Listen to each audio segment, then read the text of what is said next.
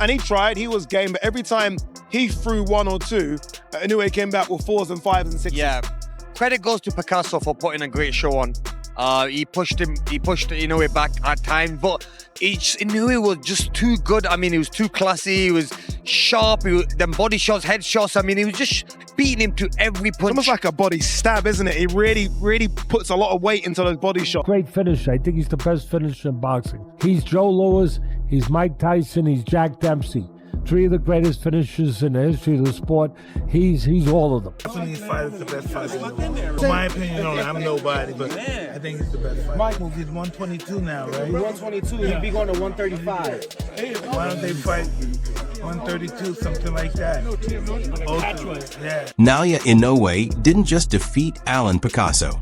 He delivered a statement that echoed across the entire boxing landscape.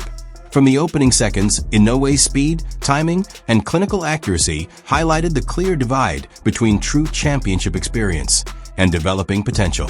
While Picasso was still trying to settle into the fight, Inoue was already dictating every exchange, dismantling him with sharp bodywork and rapid-fire combinations that left no room to breathe as soon as the bout ended. Reactions poured in from fighters and analysts across multiple weight classes. Some labeled it a technical showcase at the highest level, while others openly questioned whether anyone at 122 pounds currently has the tools to seriously challenge what Inoue has become. 21.5 pounds for the undisputed world champion.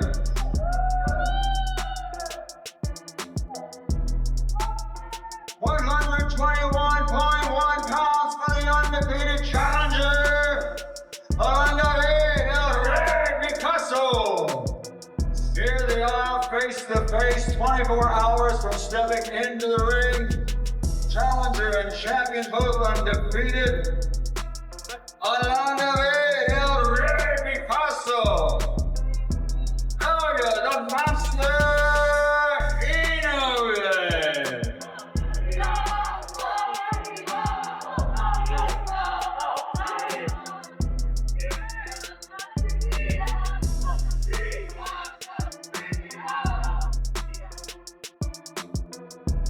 Even with the scorecards heavily favoring Naoya Inoue, former world champion Amir Khan made a point to credit Alan Picasso for his toughness and competitive resolve.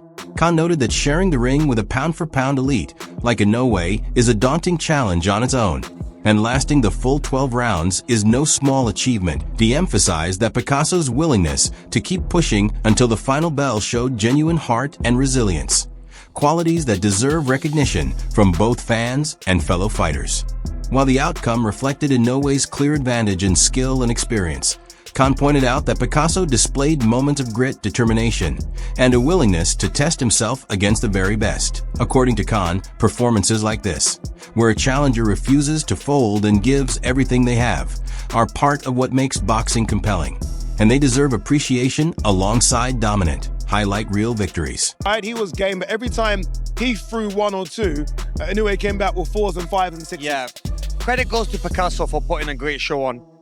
He pushed Inoue back at times, but Inoue was just too good. I mean, he was too classy, he was sharp, them body shots, head shots. I mean, he was just beating him to every punch. Almost like a body stab, isn't it? He really puts a lot of weight into those body shots. We were sat ringside and we can hear the noise of them punches. Yeah. And I was telling you, wow, did he hear that noise? I mean, he has power, he has speed, movement, you name it. But I just feel that Picasso just fell short this time. He did a great job though. Honestly, when you look at the fight, he did not give up.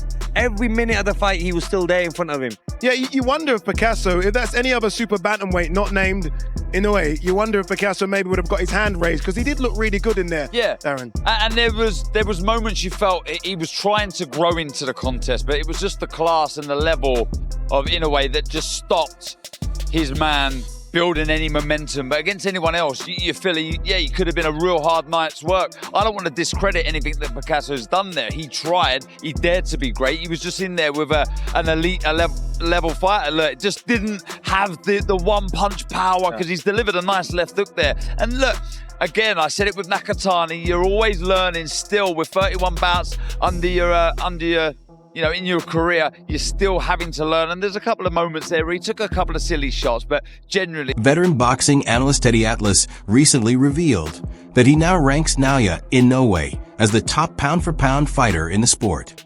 Atlas explained that this rise didn't catch him by surprise. He pointed out that he recognized Inoue's potential several years ago, particularly praising his defensive awareness and overall ring intelligence early in his career. According to Atlas, Inoue's ascent hasn't been sudden or accidental. It's been a carefully building progression toward elite status. He even suggested that Inoue is already on a path comparable to legends like Manny Pacquiao. At the same time, Atlas offered a note of caution, reminding fans that every fighter encounters different limitations when moving up in weight. The takeaway from Atlas's assessment is clear. Inoue has the tools for long-term greatness, but the challenges will evolve as he climbs divisions, testing how far that potential can realistically carry him. Proud of the fact that I put Inoue on my pound-for-pound list, I don't know, 3 years ago. Whatever it was, I don't even know how long. That's true. And no one... You've been on him before I even knew who he was. Ken, no one had him anywhere near it. They basically barely knew who he was, as you just touched on. And obviously he dominated Fulton, or at least put it this way, he established control right from the start. He made Fulton's a defensive fighter, a good counterpuncher. He made him concentrate more on defense and surviving than Fulton really wanted to early. He set the course of the fight, the mentality of the fight, the theme of the fight, right from the start. Inoue just never let Fulton really get anything started, or as I said, any rhythm. He used his jab, again, similar to Crawford. The jab was very important for Inoue and for Fulton. Very important. Most important weapon of the night. Inoue used his jab to stabilize Fulton on the outside. Then he plays good body shots to take some of his legs away. He was placing beautiful body shots. He stepped out of range very effectively, controlling distance. He was very good defensively. You know, everyone talked about Fulton's defense. Inoue's defense. Yeah, he's a great offensive fighter, but his defense. Ryan Garcia has weighed in on Naoya Inoue's rise, stating that he believes Inoue has what it takes to capture world titles across multiple weight classes. Garcia even hinted at interest in a potential matchup down the line, adding fuel to the conversation around Inoue's long-term ceiling. Comments like these continue to reinforce the growing perception that Inoue isn't finished climbing, and that his trajectory could eventually place him among the sport's all-time greats as he moves through higher divisions. Inoue can become a multiple weight world champion. So I'm thinking, what if one day we fight at 140? I'm talking about future, and we do it in Japan. It'll be huge. Huge. Mark my words, if it somehow plays out that way, I think that fight will be one of the biggest pay-per-views of all time. Former welterweight world champion Shawn Porter has also joined the chorus of praise for Naoya Inoue, suggesting that he has the potential to follow a path similar to Manny Pacquiao's. Porter highlighted Inoue's exciting performances and fan-friendly style, noting that his dominance in the ring makes him easy to market beyond his home country. According to Porter, Inoue has the kind of presence and skill set that could eventually resonate with American audiences, showing that his impact is no longer limited to Japan, but is beginning to ripple across the global boxing scene. The monster is multi-dimensional. Yeah, of course. But have you seen him legitimately be multi-dimensional? Yeah. From a standpoint of being able, obviously we know he can punch. Yeah. We've seen him get to the body, but He's a box field. I really haven't seen him stay on the outside and counter punch. Do you think that's what he's gonna have to do against Fulton? No? It's not the point. The point is you just call him the #1 fighter on the planet. Pound. But you got to be able to do it all. Yeah. Who do you fight? I mean, you can say. Following his dominant unanimous decision over Alan Picasso, Naoya Inoue didn't avoid questions about what lies ahead. Attention immediately shifted toward a potential all-Japanese clash with Junto Nakatani. With both fighters securing impressive wins on the same Riyadh card, fans and promoters have begun circling the idea of a massive showdown between the two that speculation has already placed about in 2026. with the Tokyo Dome mentioned as a possible venue, a stage fitting for what could become one of the most significant fights in Japanese boxing history. Inoue himself hinted that something major may be coming next year, acknowledging Nakatani's performance and suggesting that Japanese fans should be excited about what's being lined up.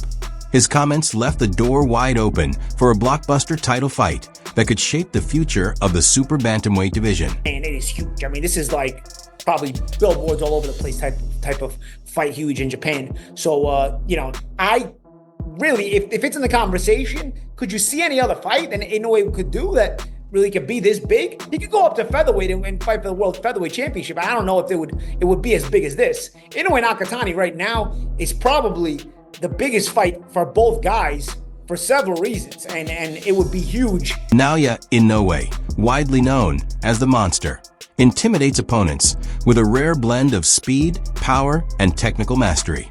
Fighters across the globe understand that stepping into the ring with Inoue isn't just a physical test. It's a mental one. His constant pressure, sharp precision, and unforgiving pace create an atmosphere where mistakes feel inevitable and confidence quickly erodes.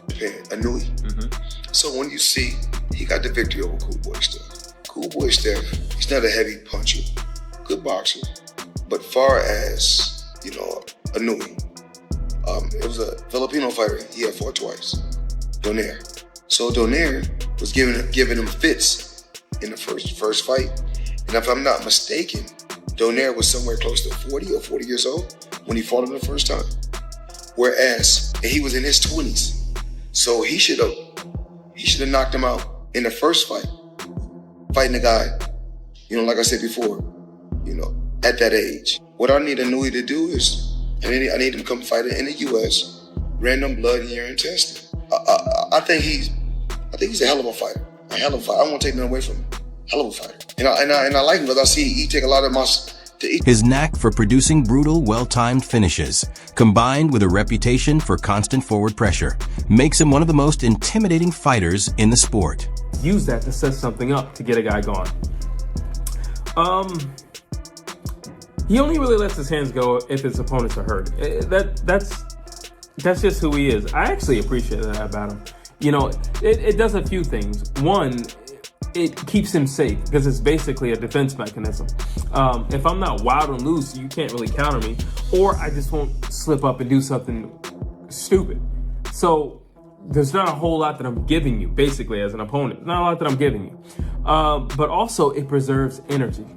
And he can preserve energy. I mean, the guys at that weight, you know, they're a whole lot smaller, so they can definitely preserve energy. But when you're throwing those single shots like he does, it preserves energy. So he's still fresh in the championship rounds, which is quite intelligent.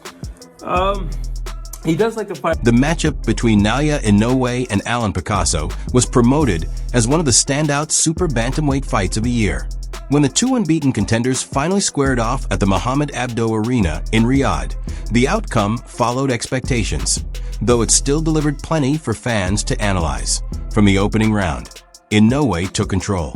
His clean combinations, efficient movement, and constant pressure pushed Picasso backward and allowed Inoue to dictate the rhythm of the fight from start to finish. As the rounds progressed, Inoue's superior timing and sustained body work began to take a visible toll on the Mexican challenger.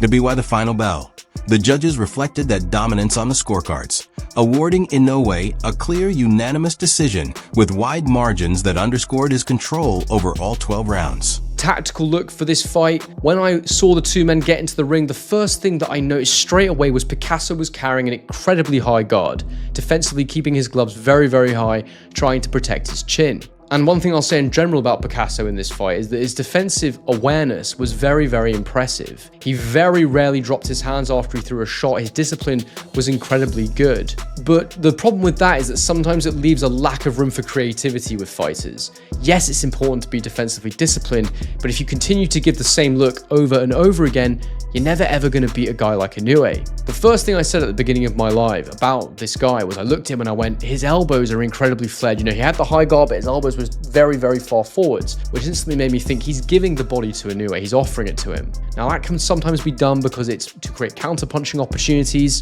but in this instance I think it was just that he was so concerned about protecting his head, about not getting knocked. Across all 12 rounds, Inoue consistently invested in the body, digging in sharp, well-placed shots to Picasso's midsection. Those attacks forced the Mexican challenger to rethink his defense and gradually slowed his forward momentum as the fight wore on. While the punches didn't always produce immediate knockdowns, they steadily disrupted Picasso's timing and drained his energy, allowing Inoue to maintain control of both pace and positioning. By the middle rounds, Picasso's stance had tightened and his counters lost their snap, clear indicators that Inoue's sustained body work was beginning to pay dividends. Body was there all night for Inoue, and Inoue took it. He took the invitation and he constantly stabbed to the body of Picasso. And in fact, I'd say that this fight kind of was a story of the body shots in many ways. Picasso, like Inoue, had most of his success to the body. The left hook in particular was a money shot for Picasso. But the difference between these two men was so obvious to see when they were standing in the pocket and they were exchanging left hooks in particular to the body. The impact of Inoue's shots was totally different from Picasso's. It was like Picasso had cushions, pillows inside his gloves, and Inoue had a bloody egg weight. It was damaging, it was vicious, and Picasso simply couldn't hang in the pocket for long periods of time with Inoue. I mentioned the lead hand of Inoue there to the body, but the lead hand of Inoue in general in this fight was incredible to see. I mean, the sharpness, the speed on it, the different levels that he throws it from. It's unbelievably unpredictable and difficult to read as a shot, and it allows him... Magazine, congratulations on the victory. You mentioned during your post-fight interview that you were a bit tired. Is that down to the 4 fights a year schedule? Is that the reason why you're tired? リングマガジンからです、試合の直後のインタビューでちょっと疲れたとおっしゃってましたけれども、それは、4つ試合をこなしたそういうスケジュールのためにお疲れになってるんでしょうか。まあそれも含めて今日の試合の内容も含め、終わってちょっとどっと疲れたなという感想です。Yes, that's one of the reasons. But after tonight's performance, when I finished the fight,